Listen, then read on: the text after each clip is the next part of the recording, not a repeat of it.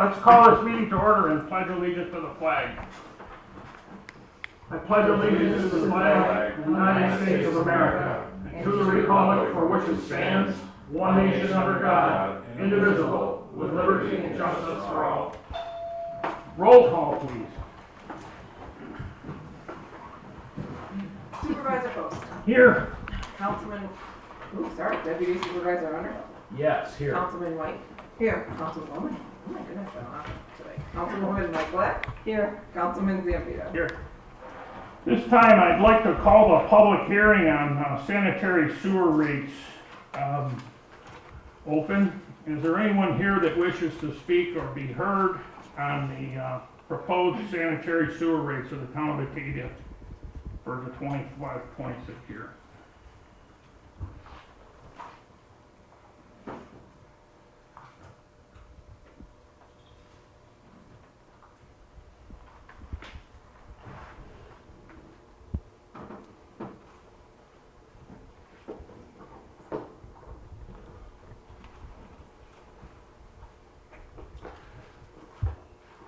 Seems like you brought the topic of education up. We could talk about that until somebody comes in and wants to talk about sewer rates, Mike. You mentioned in the past that you did graduate the School of Hard Knocks. Do you have that diploma? Or is that something that's... No, they take you out of reform school and put you right in the army. Right in the army. You got all the answers.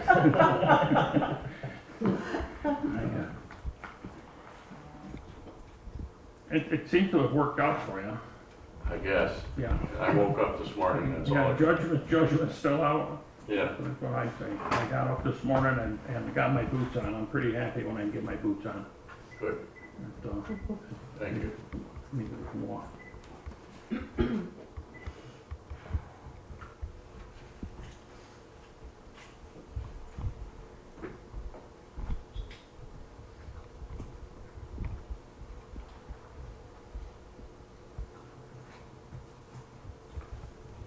We got almost as many people here as we had last work session for the interview process.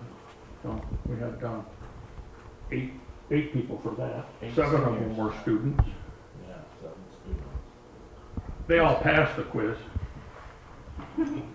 There's a good turnout, The pressure's on. and they answered all the questions very well.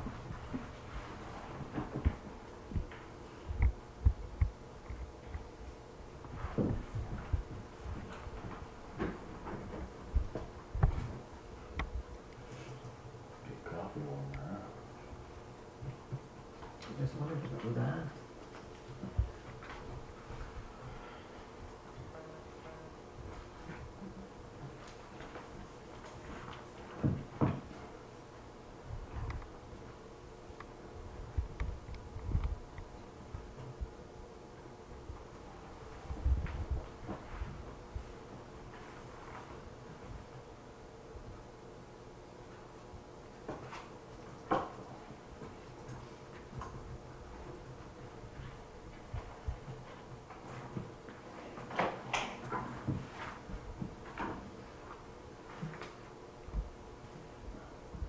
That was my alarm telling me it's time to end the public hearing.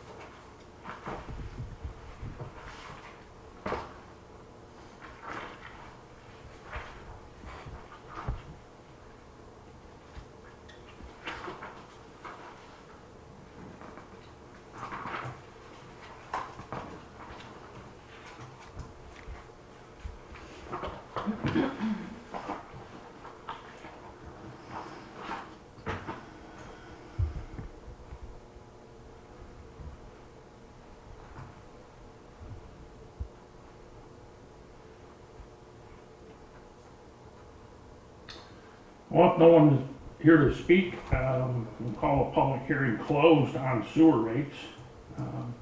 and open the public hearing on water rates. Is there anyone here that wishes to speak on water rates?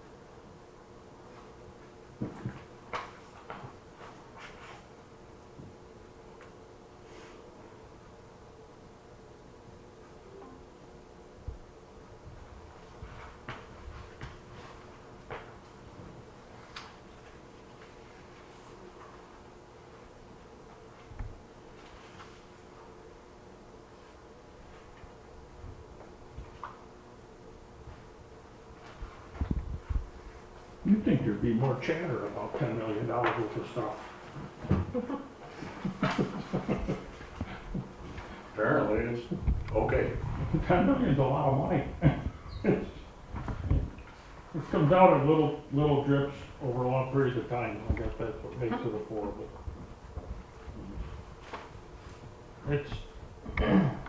It's a huge part. It's 50% of our total expenditure. It's the utility side.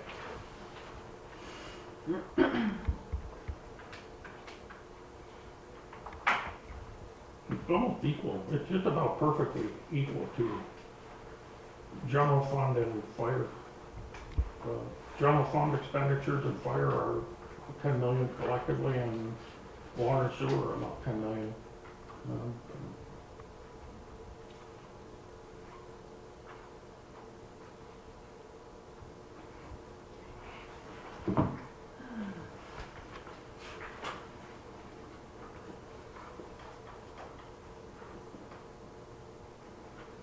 At this time, I'll call a public hearing on water rates closed and open the public hearing on the Town of Batavia Fire Department contract. Is there anyone here that wishes to speak on the Town of Batavia Fire Department contract?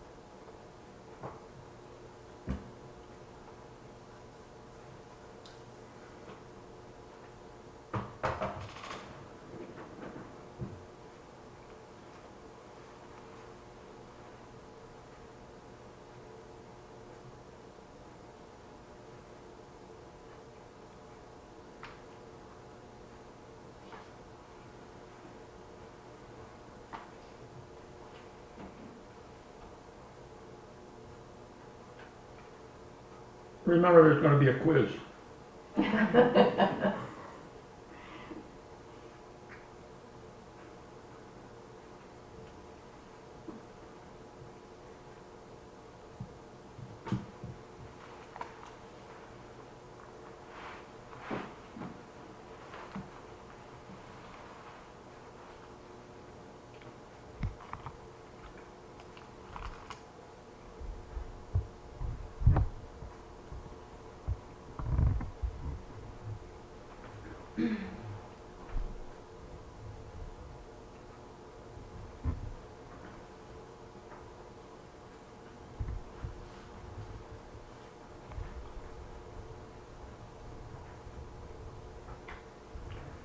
Most Wednesday evenings are a lot more active than this. Just so that you're aware, these are opportunities for people to speak, and we have to have a minimum period of time allocated for people who wish to discuss some of the proposals that we're proposing to adopt in a few weeks and make part of the 2025 expenditure plan. So it's kind of like watching paint dry if there's no concerns, but it can get real exciting here in about 2 minutes. So sit tight.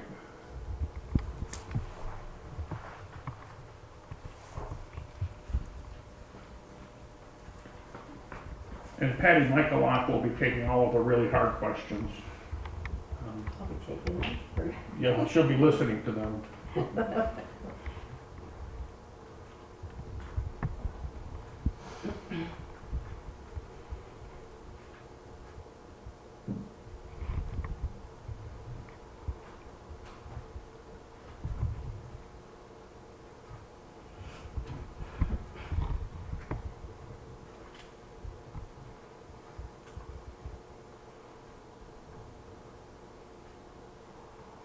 This time I'll call the public hearing on the fire contract closed. I thank you for your service, and we'll continue to follow up after the 20th. So any changes come about, we'll let you know. But thank you all for participating. At this time I'll call the public hearing open on the town budget. Is there anyone here that wishes to speak? Mike? Be happy to. Thank you for your time, by the way. I'm thankful for you. I appreciate the participation. Mike Schultz, lifelong Genesee County resident and town of Batavia resident. And there's things that when you peruse through the budget, you can't really look at the cost buildup and understand where everything came from. There's a lot of detail in there that you just can't print. At any rate, a few years ago, we sat at this same meeting and we discussed a significant capital investment in this facility Right. to accommodate the court's needs and other people's need for an office. And that fell into abeyance, I suppose, because of COVID and whatnot. It just got put in the parking lot. But now a new opportunity has come up, and we have a new facility being prepared down the road. correct? Correct. So my desire is to get a clear understanding of how all this is working. And I know there's been some municipal bonds requested or in Yes. service to take care of the accommodation renovation? Or is that also the purchase of the property? No, that is primarily for the upgrade and potential mitigation and construction costs associated with bringing it up to what we feel, after a committee of board members and engineers and court people, determined there probably a 7 month study at least since the purchase. To be completed or already done? It's done. Okay. It's certainly not a Cadillac, but we felt kind of constrained by our original estimates based on what we're seeing come in on other projects with these ever-increasing double-digit inflationary costs of labor, construction materials, and construction services. To be quite candid, we're seeing 25 to 30% increases over 3 years.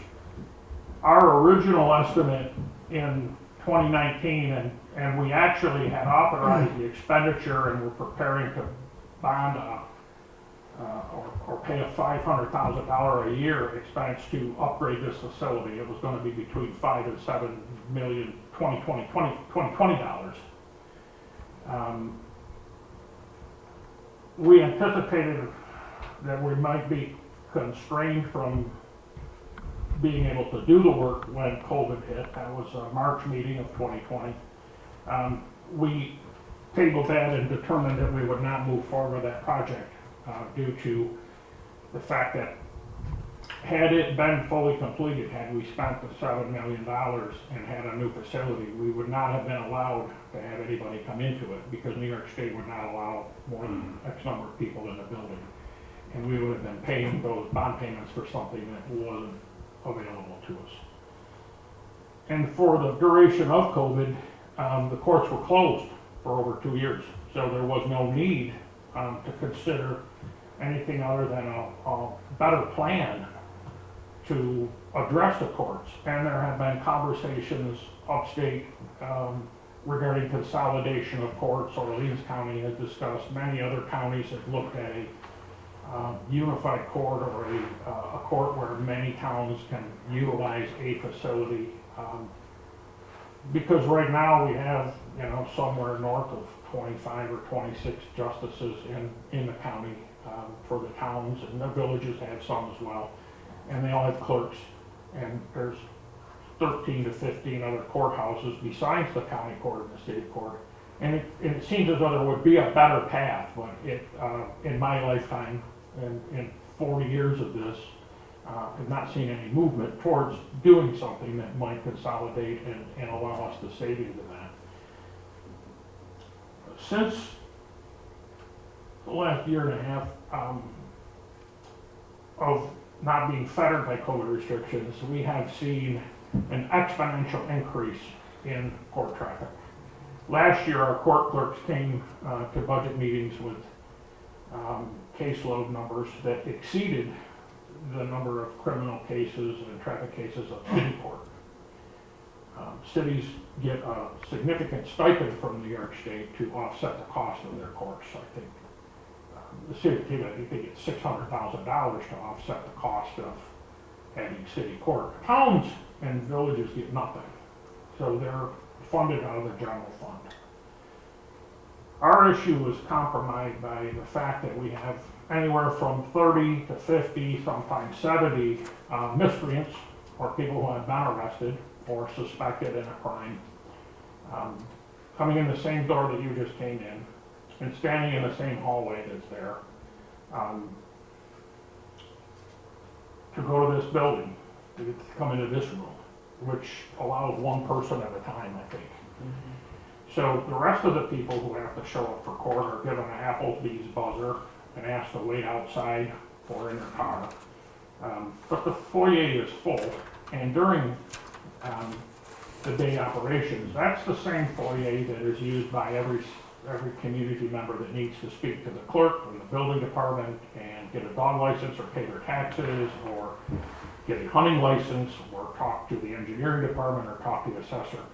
And it becomes pretty much uncontrollable at that time.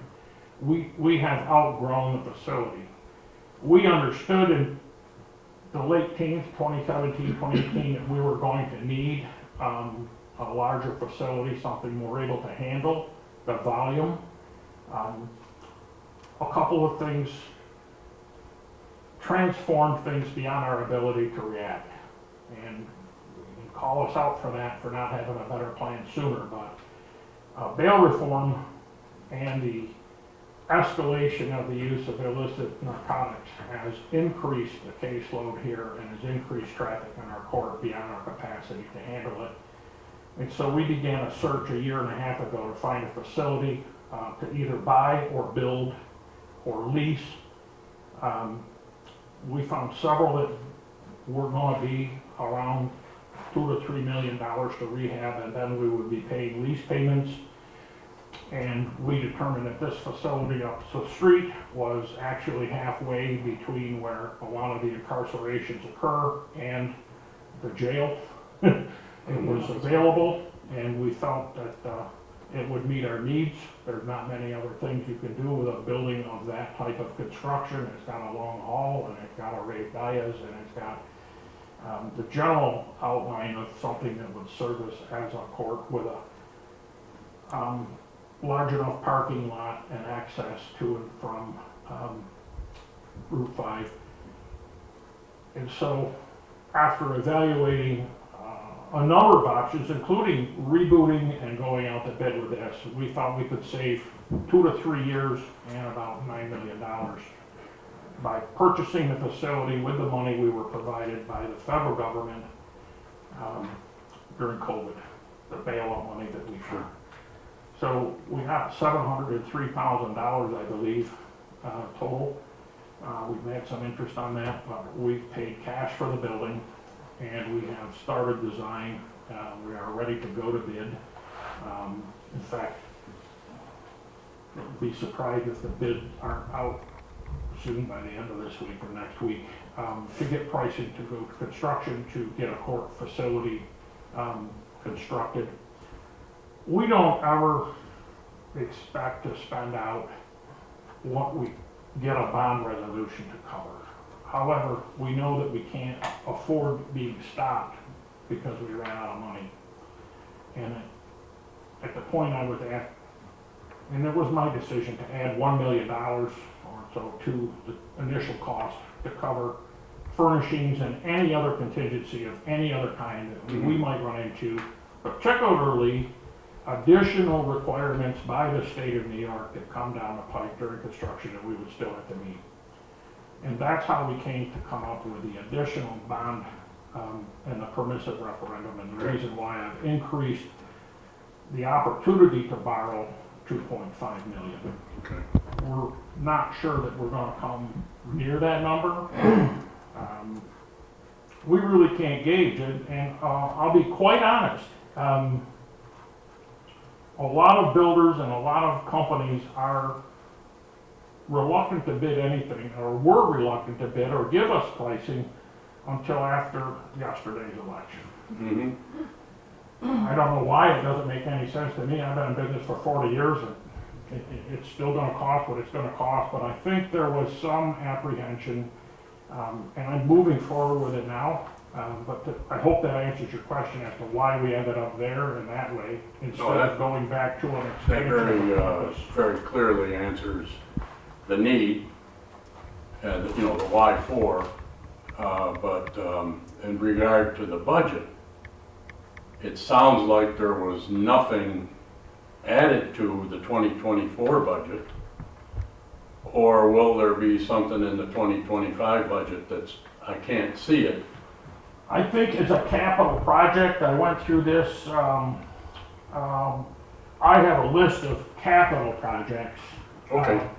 The total on $120 to $150 million that are never in a budget Right, because they're too far out before the borrowing, before the financing takes place. My guess would be that there wouldn't need to be an attendance to whatever the bond payment ultimately is until 2026, and therefore you wouldn't see it in the 2025 budget. okay. This will then be a cost generator, right?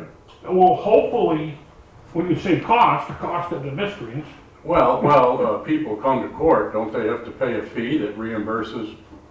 town? and some for traffic court, that's the case, but criminals, we don't make any money taking care of crimes. Okay, so I guess that's where my question came from. Will it be reflected in future budgets? Because maintaining a new building in our system. There will be additional costs Okay, above what our campus costs for maintenance are now that will be allocated. There are a couple of line items that you saw added to this budget for utilities for that campus. Water, sewer, electric, and gas right now are essentially it. When that is completed, and I mean, we've been heating it and lighting it, right, so the water bill will be somewhat increased and possibly the heating will hopefully be reduced, more efficient use of that. So the maintenance of that is yet to be determined. okay. It would be, I would think, incidental to the other town campuses. But it will be borne by the taxpayer. The general fund pays 100% of all costs associated with the court. Okay, The court does generate some revenue, and those revenues are slowly increasing. When I started here in 2006, court revenues were $400,000 a year. I don't think we've we seen. worked out of a garage. Well, we had a lot of tickets written on the thruway that turned into something, but a lot has changed, and that money no longer comes to the town. Most of that money is dedicated to New York State. So our expenses continue to escalate in small towns and village courts, Right. and our ability to recoup those expenses continues to be reduced. The only thing that you might have seen in our budget is a line item for a constable, because right now, the only people that write tickets in Batavia are the sheriff's department and the state police, and they don't have a lot of time nor money in their budget to be writing tickets to traffic offenders. There are more serious things that they're spending their time on. They're spread pretty thin. And our request for that is that they can pull people in, but it's gonna be time and a half to have somebody do traffic control that might generate a ticket that could be going towards that. But I would say the predominant demand on our court right now is the criminal side. The petty larcenies and the drug infractions and the warrants and the things for not showing up. Okay. Thank you for all that. Thank you very much. Thinking forward, and going back to my initial comment, this facility here was going to be invested in. Now, the court people are leaving here sometime in the near future. What happens to this building then? Well, I haven't had an office here in 7 years. My bookkeeper hasn't had an office since 2020. My secretary does not have an office. There's no space in this building for the senior administrative staff or any of the council people to have a residence here with a desk and a door and an office. Okay. So there's already staff enough without a home to utilize the space that's here. So we will probably have to have some future investment. I There remember. will be improvements here, but I don't expect that they will be significant. Okay, We have offices, which is what we need. And we've been moving in that direction slowly. We've got those three I noticed. spaces. Low budget, what we can afford, and then anything that we have to do to well, it. you've been working out of your car for so long that, It's, that's what I'm used to. I actually literally, they don't hear you laugh, but follow me around. well, that brings to point, when you were off in COVID and you had some illness of your own that you addressed, this team performed very well. They have, and So- we continue to perform very well. And I expect to expand the staff to meet the needs of our community. My administrative and financial staff haven't changed since 2006. I've had 2 people doing all of that, and that is more than 2 people can reasonably do well without some additional staff. And we took a serious hit last year when we lost over 50 years of combined experience in town of Batavia operations specifically. And anybody that's in business or has any kind of experience like that, that institutional knowledge cannot be learned in a few weeks or months or even a year. It takes several years to get up to that level of performance, Sure. simply because as fast as this community is growing, those people that are learning it have to keep up with the growth as well as learn how to do what was done in the past. And it takes more than one mind to do that satisfactorily. To be able to respond to the speed and need of commerce and business, which is what drives our economy, or which did drive our economy. So with that much growth, the tax rate will probably go down shortly. Well, that's possible. I would like to say, I can show you the last 5 budgets. I have had to increase the dependency on fund balance from $500,000 to $3.3 million over the last 5 years. Yeah. We haven't spent any money from fund balance until last year. We spent $150,000 out of a proposed $3 million. Because we chose not to spend money on budgeted things, but more likely our staff found creative ways to get things that needed to be done funded with alternative sources of revenue. We had a big stick in the spokes early this year. We had potential expansion from Owatonna Milk into the town of Batavia, as well as HP Hood. Both very significant, both probably creating as many as 50 jobs each. Ultimately, which would contribute to maybe a combined payroll of somewhere between 80 and 100 million, or $8 and $10 million a year. Earned and spent probably in Batavia and Genesee County. We don't have those opportunities. They're lost to us probably forever. That really puts a stick in the wheel of forecasting economic stability. Without the $400,000 a year in revenue from building permits for large industrial and commercial enterprise expansion, I have to find that $400,000 elsewhere to continue to do the annual inspections and subsidize the operations of the town some other way. Our sales tax was capped several years ago at $10 million distributed to all the towns. Our percentage share of that continues to reduce between $40,000 and $50,000 a year because other communities are starting to see development and their percentage ratio of that increases based on their taxable value increasing in comparison to ours. So our percentage of that goes from 20% to 18.7 to 17 point something, and with that comes those reductions. More to the point, I have kept somewhere between 100 and 150% of the town's cost to do business for a year in fund balance earning interest to generate interest revenue to offset cost of the taxpayers. We got a kind of a triple whammy. Mortgage taxes reduced by more than half last year. Interest rates went up, people stopped borrowing money. Mortgage tax going through traditional mortgages was reduced by almost, I think about 50% if I recall right.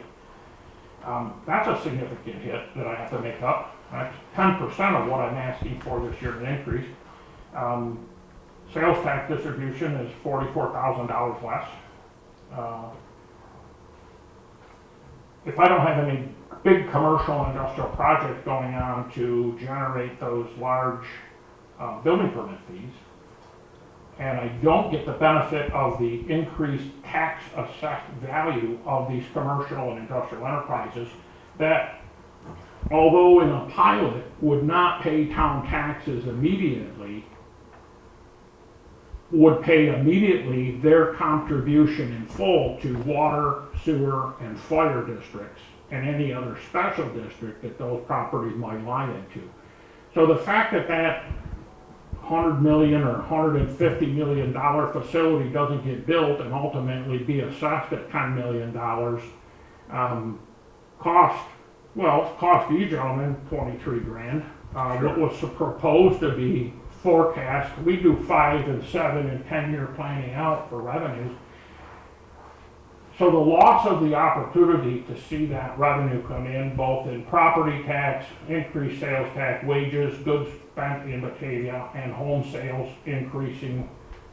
We got hit with a mortgage tax reduction because of interest rates and mortgages escalating. And our friends at the Fed triggered a run on return on investment, and our 5% rate of return went to 3.6 overnight. That's the third less revenue from investing right off the board. I watched that in the morning, and they reported what the Fed had done, and it dropped. Reduced the ability for us to set money out longer term and rely on revenue at the percentage that we had been comfortable with. So things outside of our control, and I'm not blaming anybody, just everybody that's in government, anybody that's in business has to be on the crest of this wave of change. And every day is a brand new adventure. I saw today, I think treasuries, for the first time in many years, 2 or 3 years, I think I saw treasuries that were not inverted. I mean, and that's the first time that's happened in a long time. The length of time that they've been inverted, where short-term treasuries and long-term treasuries were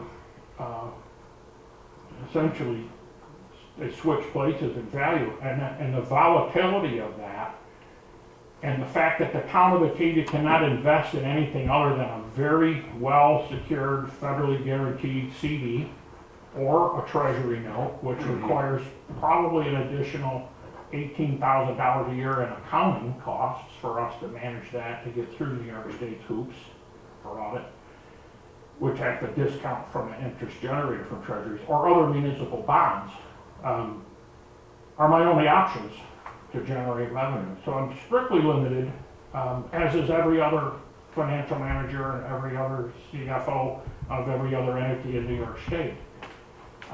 Our hands are tied. We can't take advantage of the wave. We can't predict how our future might be if we were allowed to take things that others can get.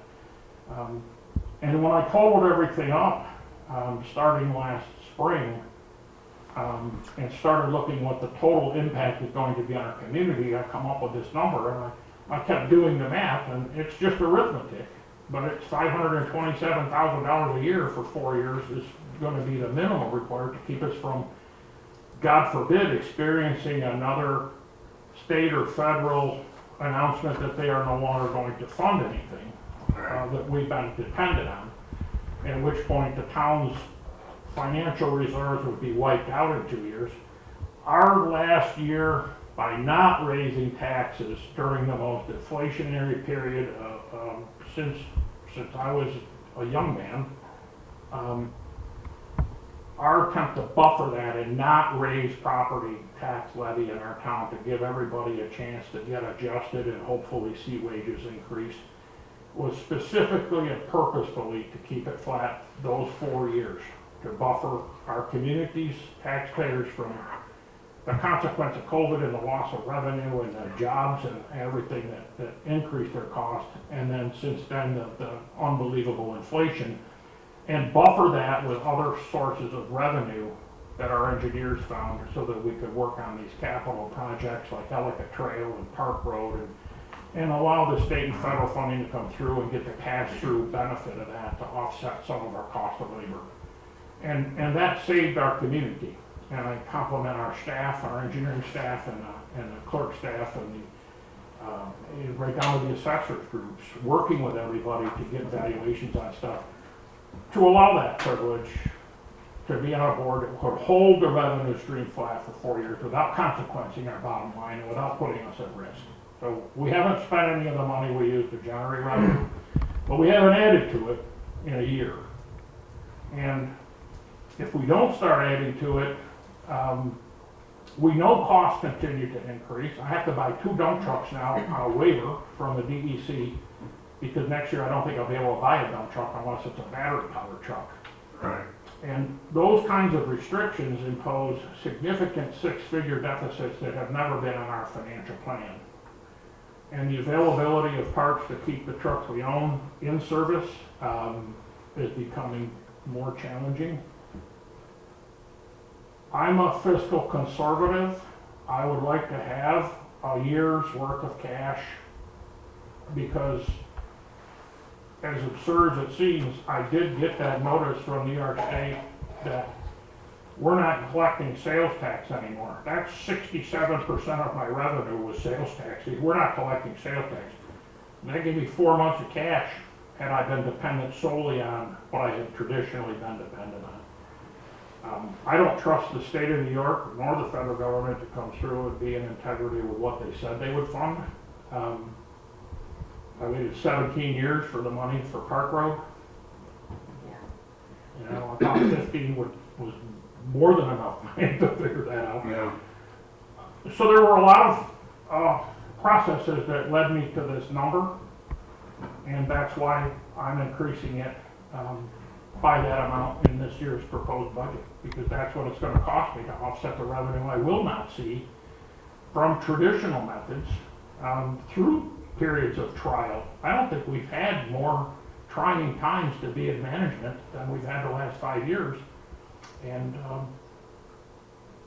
ultimately, this is the cost of that. It's not due to what we have wasted or not spent. It's more that other conditions outside of our control have had a negative impact on our ability to maintain a schedule with our development and our economic growth. And that has cost us about $500,000 a year.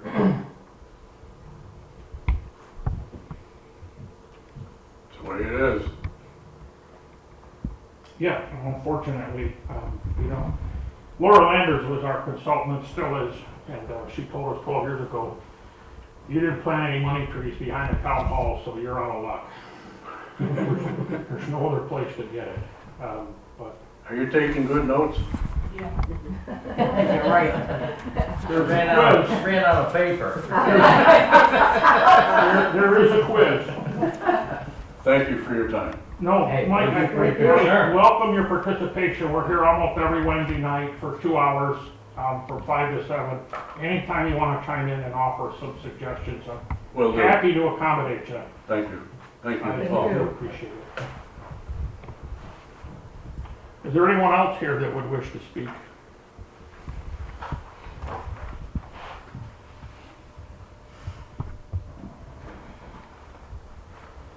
At this time then, I'll call the public hearing on the town budget closed.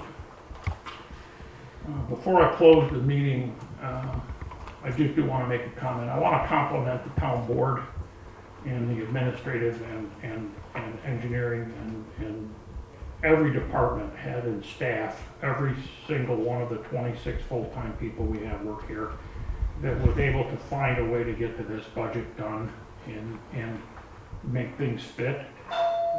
It's a giant chunk of money, managed by some pretty intensive people. And I compliment all of you for the time and the effort that you spend. I brought the condensed version of the worksheets along here. I don't know, 700 pages of just the trimming, just the fine stuff. That's the little stack. That's the small stack. Oh, God. And that doesn't count the countless pages of the software package that we learned to use this year. It's a challenge, and it is a constantly updated process. So we're, I think, comfortably prepared for the next 5 years moving forward. But I'm going to say this is the largest contingent. Last week and this week, we have seen at least 50% of the sum total of the previous 17 years of meetings. This level of turnout is, Which isn't huge. it's not huge, but it's most welcome. We're expected to make all these decisions perfectly with no public participation. We're open to suggestions, and those few of you who have come, please don't stop now. It does make a difference, and your voices are heard. And we have been influenced, and all of those who do show up at work sessions ultimately are invited to participate at a higher level. But also, that comes as a warning. Don't be surprised if you get drafted.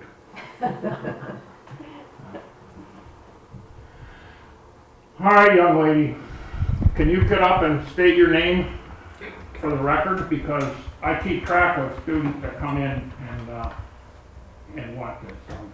Okay, hi, I'm Mariana Hill, and I'm in 12th grade. Did you get that? Mariana Carroll? Mariana. Mariana. Mariana. Mariana. And what was your last name? Hill, Hill. Thank you.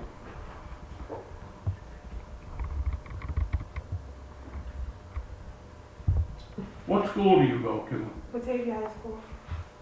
And you're here for what class? My Global 12 class. It's like a politics class. Okay, so this is the same class that your peers were in last week? Yes. Okay, so you're classmates with them. Yeah. They told you what an easy gig it was. We had a lot of Didn't they? fun. Mother's shaking her head, no. I'm Nana. I'll ask the standard questions. I like to ask students this question, and don't be embarrassed if you don't know the answer, but for the record, our town budget is proposing to collect $1,750,000 in property taxes to operate this facility. That's a 50 square mile entity with 50 miles of roads and parks and a court and a clerk's office and all of that. So we're asking the community to support us in a $1.7 million tax levy, which is about $500,000 more than last year. You go to Batavia High School. Yes, sir. Do you know what their budget is? I don't. It's $60 million. Yeah. $60 million is their budget. Do you know how much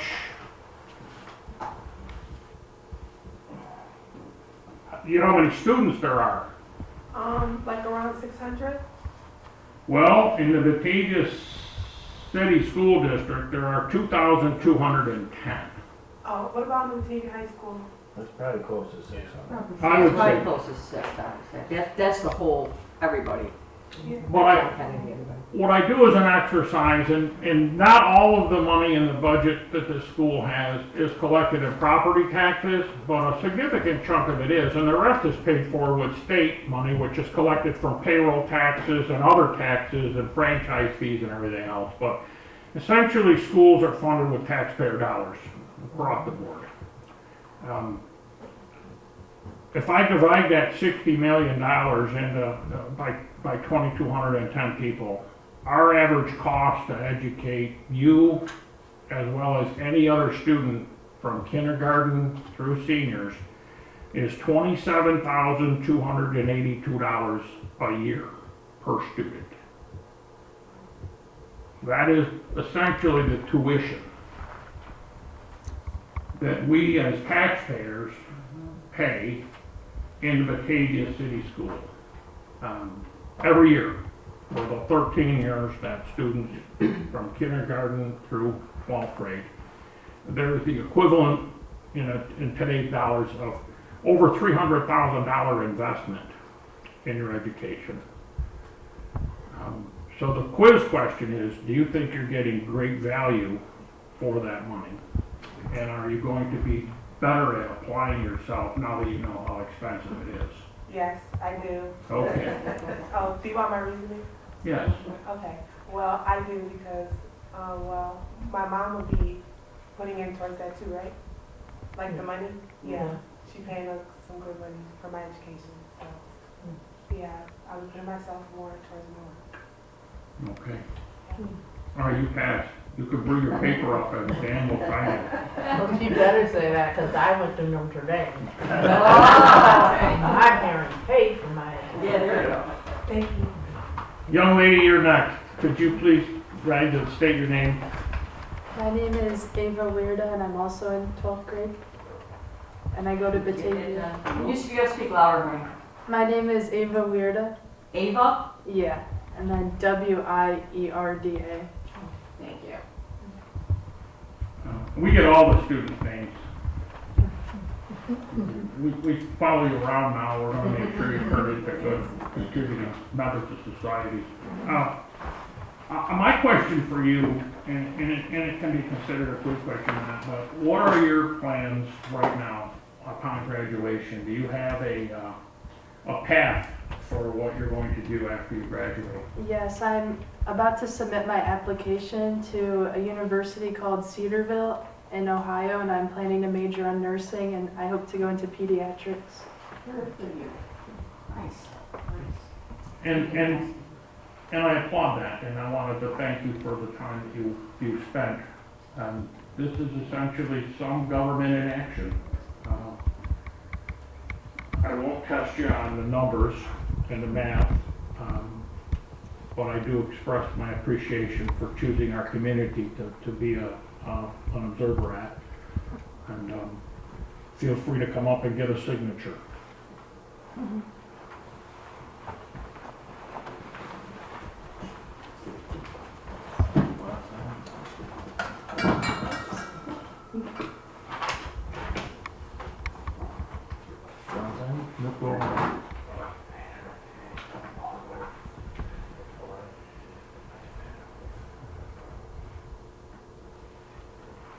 And just so you understand the structure, the 5 of us are elected to represent the community in the government. I'm the supervisor. He is the deputy. These ladies and gentlemen are council people, and we collaborate, the 5 of us, to supersede the need for a public administrator. And so the 5 of us get together regularly and then spend 2 hours a week in a business meeting trying to negotiate and navigate the operations of a $20 million a year enterprise as a collective. So you get 5 heads for the price of 1, and 4 of them are pretty sharp. Me, not so much. I'm The talker. He's talking. Does a good job. I'm the guy that takes the attention off the workers. And, if you ever have any questions or ever feel the need to participate or be more invested or involved or better understand how local government works, you are invited. Our open doors start at 5 o'clock on Wednesdays. You can check with the town clerk and just come and sit and listen to us, figure out how to solve the problems of operating a community of this size that is a big player in the region. So, again, that's all I have to say. And thank you all for coming. Make a motion to adjourn. I'll second. Oh, roll call, please. Underhill? Yes. White? Yes. Mike Black? Yes. Zambito? Yes. Post. Yes.